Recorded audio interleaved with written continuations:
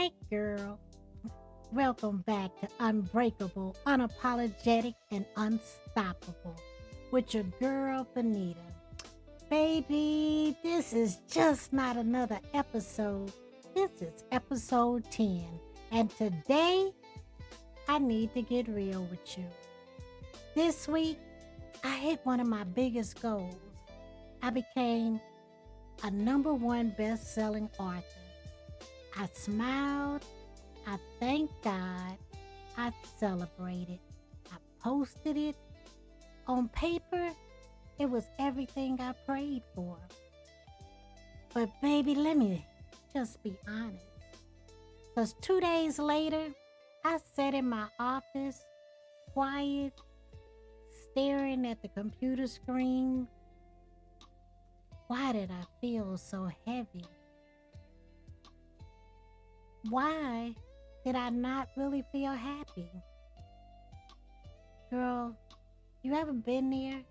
You pray for something, you fight for it, you finally get it, and instead of floating, you feel like you're sinking.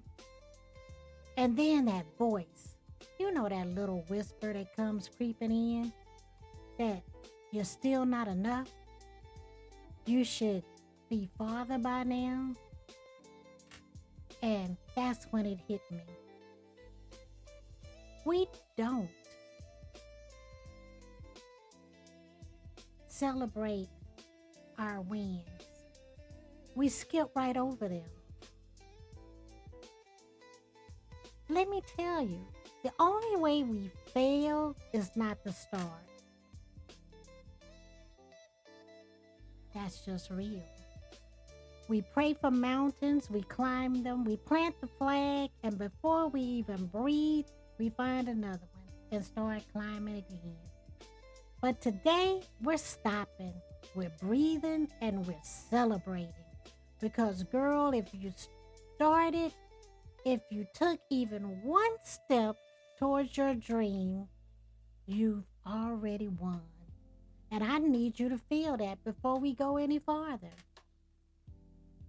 I want you to close your eyes. I want you to think about one thing you started this year. Say this with me. I honor the fact that I started. I am proud of me. Baby, you've already won by showing up. Now let's talk about why we forget to celebrate. Why success sometimes feels heavy and how to shift out of that. Baby, because when we're done, we're gonna remember exactly who you are. Unbreakable, unapologetic, and unstoppable. Girl, you know what I realized? We are wired to see the gap, not the gain. We focus on what's missing, not what's present. We pray for rain, then we complain about the storm that brings it. We keep moving the finish line. Yeah, I got the promotion, but it's not 6 figures. Yeah, I lost 10 pounds, but I wanted to lose 30. Yeah, I launched that business, but I ain't nowhere near that 7 figures yet. Baby, we don't sit in now. We rush to next. And that's why even wins feel like losses sometimes. We forget the nights we begged. We forget the tears we cried. We forget the doors God opened because we already pounding on the next one. Today, baby, we're gonna slow it down and break that cycle. I want you to grab a pen. Write down one win from this month, big or small. Maybe you made a scary call. Maybe you launched the thing. Maybe you just kept going when you wanted to quit. Now read it out loud. I want you to smile. That's proof that you're not failing. You're growing. And girl, if this is speaking to you, I want you to go grab my books on Amazon. Just search Bonita Payton. because I put these lessons in writing so you can keep them close. Sometimes, baby, you just need those words in front of you when when your own voice is just shaking. Baby, let me tell you about my breakdown. I was sitting here with my phone off, with the blinds closed, hoping that honey wouldn't wake up, and tears just started running. I said out loud, I feel broken. I feel defeated. I feel like giving up. And I built me an AI strategist. Believe it or not, her name is Just Ask Bonita. She walked with me through this, said, girl, you are not failing. You're recalibrating. And baby, that shifted everything for me. See, I didn't need somebody to join my pity party. I didn't need someone to say, I just don't know what to say. I needed someone to acknowledge how I felt, let me vent about it, but then not to give me the yes persona. Broken ground grows gardens. Empty hands still rise. The fall isn't failure, it's just a space between the steps. Girl, hear me. Breakdowns are not endings, they are alarms. They're signals telling you it's time to pause, to reset, to breathe. What felt heavy for you? What's felt heavy for you lately? I want you to say it out loud. I want you to name it. When you name it, you strip its power. Baby, when I named mine, fear, exhaustion, disappointment, I felt lighter. I prayed and I said, God, I can't do this without you. And I heard it. Daughter, I carried you before and I'll carry you again. I want you to say this with me. I may bend, but I won't break. I may pause, but I won't quit. I am recalibrating, not failing. Girl, let me talk to you about fear. You know what fear stands for? False evidence appearing real. Fear isn't truth, it's distortion. It's a shadow that looks bigger than it really is. But faith, baby, faith turns that light on. Fear says stop, faith says step. Fear says freeze, faith says fight. Baby, you choose which one you feed. Write down one fear that you've been holding. Is it based in fact or feeling? Now rip it up, throw it away. Say this: fear is false. My faith is real. I move forward anyway. Girl, fear is the loudest liar in the room. You know what fear stands for again? False evidence appearing real. Fear is like a funhouse mirror. It takes something small, warps it until it looks bigger than life. Fear whispers, don't try, you're just gonna fail. Don't speak up, they're just gonna laugh at you. And girl, you definitely should not launch that. You're doing too much. Ain't nobody gonna buy that. But baby, none of that is evidence. All of that is emotion. Baby, you can't live in both. One has to win. When fear tells you, what if it doesn't work? I want you to answer, but what if it does? What if this is the move that changes everything? What if the thing you've been scared to do is the thing that unlocks the life you've been praying for? I want you to write it down. Write this down. What's one thing you fear has been holding you back from? Name it. Circle it. Now, baby, I want you to rip that paper up because fear is false and it has no hold here. Say it with me. Fear is false. My faith is real. I move forward anyway. This week, I told someone, I feel like a fish on the beach. I've been knocked out of the water. I'm gasping and flapping and trying to get back. And everybody is just watching. Not because they don't care, but because they're so used to me saving myself and never asking anybody for help. I just normally get up and run back and get in the water. And here's the thing. Every strong person still needs help. Help doesn't always look like saving. Help looks like telling me when the tide is coming. Pouring a little water on me until I catch my breath. Or picking me up and putting me back in the water because I already know how to swim. Girl, it was even funny. I was using this app that I use called Soar when I was having this feeling.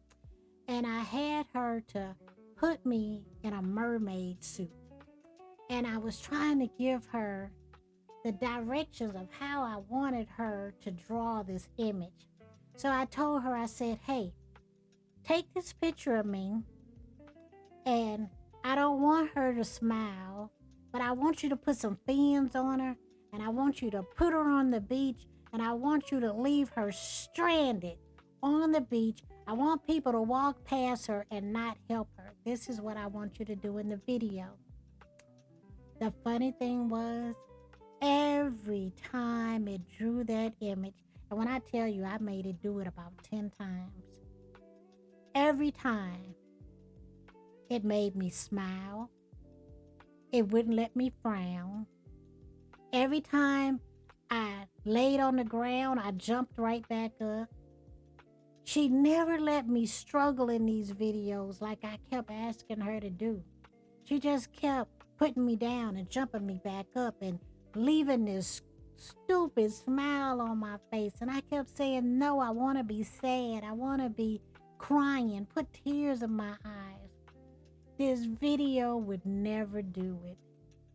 So even though that's the way I was describing how I felt, this software knew that that's not what my future held. So that was really, really crazy for me. Really crazy. But let me tell you, girl, there is nothing weak about needing help. The strongest leaders ask for help. Baby, you don't have to drown in silence because people are used to seeing you swim. I want you to think of one person in your life who's been struggling silently. I want you to call them today. Tell them the tide is coming. Remind them that they're not alone. Baby, I know life is lifein right now. It is so unpredictable. It's unfair sometimes, but we pivot. My mama always told me, make sure you have more than one skill. Because if that one thing disappears, you got nothing left to stand on. I was definitely the wrong person to tell that because I stacked my skills. I made sure I went to school and I spread it all over the place. I got computer information systems. I got paralegal studies. I got management. I got marketing. I even went got small business entrepreneurship degrees. I wanted to make sure that I always had a skill to stand on. So I pray, I praise, I push, and I persisted, and I pivot.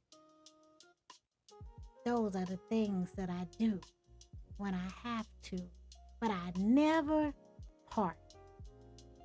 Girl, if you've been feeling stuck in leadership, this is for you.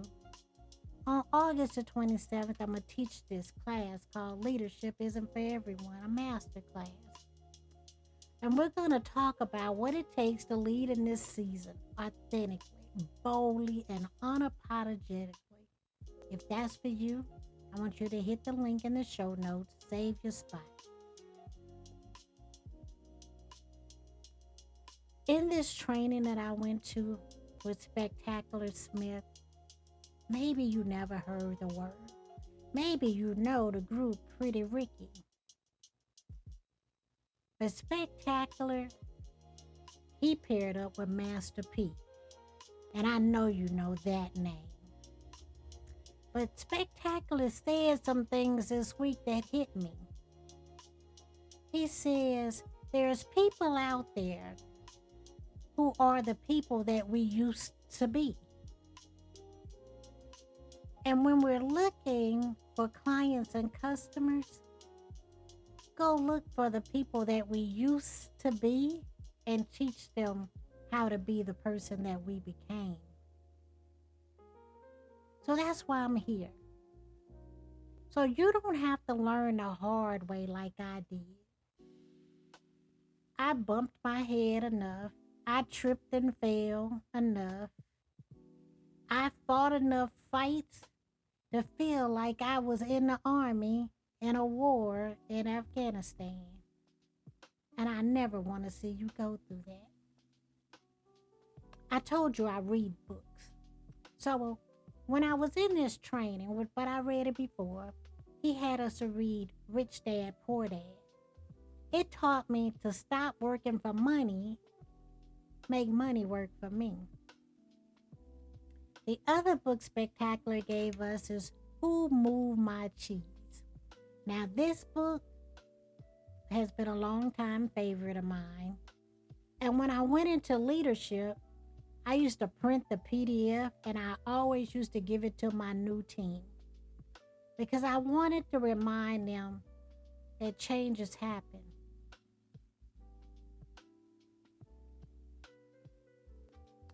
You can sit there wishing it would go back. You can quit or you can keep moving until you figure it out. If you know anything about this book, you know about him and Hall. I've always been the type, I'm never gonna sit there and starve waiting for you to bring me some cheese back. Baby, I'm going to find my cheese. I want you to adjust, readjust, learn, try again. Every pivot is proof you're still in this fight. And girl, if you're building your business and you feel like you're drowning in decisions, book my one-on-one coaching session for new business owners. I'll walk you through the foundation so you can stop spinning and start building. That link is in my show note too. See, I built my first business in 1992. And I always made sure that it was something that I enjoyed, that I had a passion for. Hell, I was doing digital downloads before it was called digital downloads, and I was taking selfies before the word was even being used. So,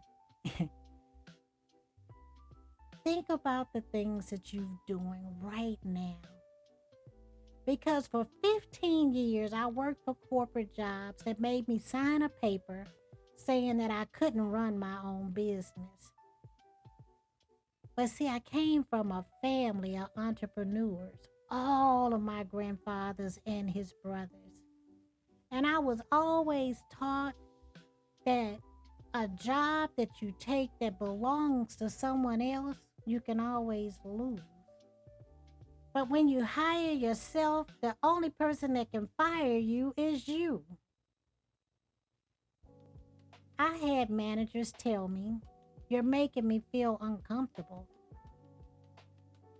"She makes me feel dumb," is what one lady told my boss. But no more. Never let anyone put you in a box. Never let anyone make you feel guilty for knowing more. Because, baby, knowledge is power.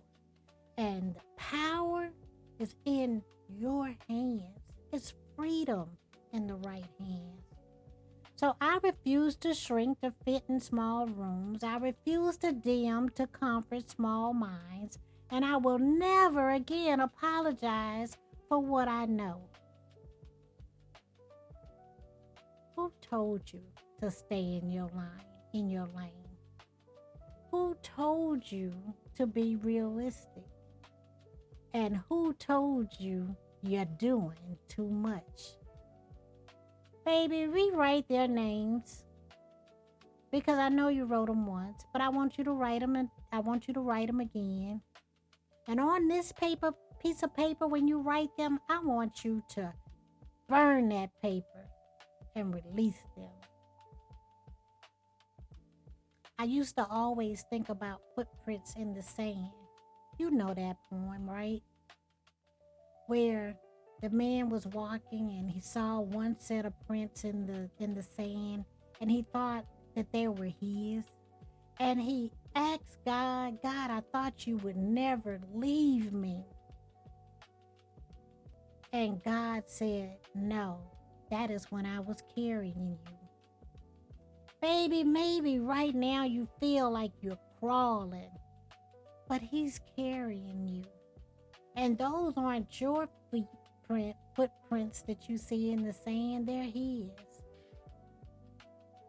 Lord, thank you for carrying me in every season that I thought I couldn't stand. Remind me that I'm never alone. Girl, hear me. You cannot share big dreams with small-minded people. They will try to talk you out of it. Not because you can't do it, but because they can't see themselves doing it. Celebrate your wins. Put your losses in the try again pile. Because a loss, baby, is just another chance to win. Remember, fear is false. The only way to fail is not to start. Winners never quit, and quitters never win. And girl, you ready? You are unbreakable. You are unapologetic. You are unstoppable. Now, are you ready? Let's rise. That's what we do. Let's rise, baby. Because you are unbreakable, unapologetic, and you are unstoppable. This is your girl, Bonita, and this has been the 10th episode of our podcast, Unbreakable, Unapologetic, and Unstoppable, with your girl, Bonita. We are now on YouTube. Yes, we are. You can find the podcast there. We're on Spotify, iHeartRadio, Apple Podcasts, and Amazon. And if all of that is too much for you and you just want to take the easy way out, girl, I don't blame you. Go to bonitapayton.com/podcast. And I will catch you next week, same time, same place, for another episode of Unbreakable, Unapologetic, and unstoppable with your girl, Bonita.